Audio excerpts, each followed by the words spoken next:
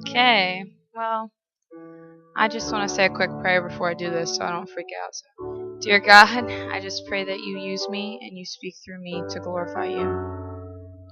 Okay, so ever since I was little, I grew up in like a Christian family and we're real faith based, but the issue with it was that I kind of felt more like everything that I was learning in my home was all about what I needed to fear, what I should be afraid of, rather than what God's love was for me. So I had what I would call a second-hand faith as opposed to having a first-hand faith.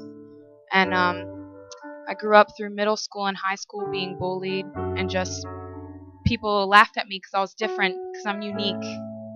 And I never really took pride in being unique. I just worried myself to death. So I got into high school, and this teacher I had for 7 years had overheard some rumors being spread about me and believed them and accused me of doing drugs and drug searched me, and that was one of the most humiliating times of my life.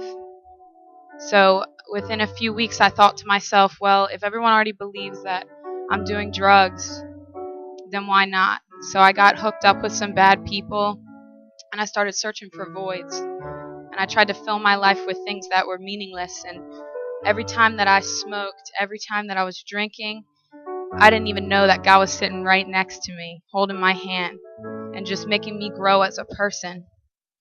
So it was about last year, in the summertime, I said to myself, I can't do this anymore because I see people around me who are happy and joyful, and I was just depressed and sad and messed up.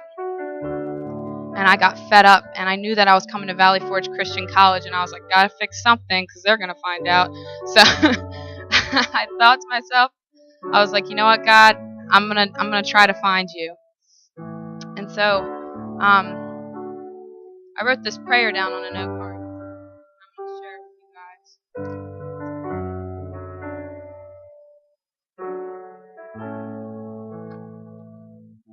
Okay. I said, God, after what happened this week, I'm just ready to give my baggage to you. I want you to break my heart. And I said, I know that seems drastic, but I'm sick of being jealous of people because they have a deep faith. I'm going to have that with you. And I'm expecting you to give me your presence and anointing. I said, allow me to be your vessel to glorify you.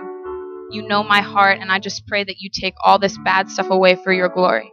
And I'm glad here to say today that I haven't smoked, I haven't been addicted to anything. I'm free from my bondage. And you guys hear me sing, God has healed me. There is nothing left inside of me. And I'm just like, I'm so on fire for God, and I'm so ready to see what God's going to continue to do in my life and what He's doing in others' lives through me. And so God gave me this verse, and it's like my life verse now, and I live by it, and I delight in it because it's awesome. I'm going to share it with you guys, and hopefully it inspires you. But it's in 2 Corinthians, and it says, but He said to me, my grace is sufficient for you, for my power is made perfect in weakness. Therefore I will boast all the more gladly about my weaknesses, so that Christ's power may rest on me. That is why, for Christ's sake, I delight in weaknesses, in insults, in hardships, in persecutions, and in difficulties. For when I'm weak, I am strong.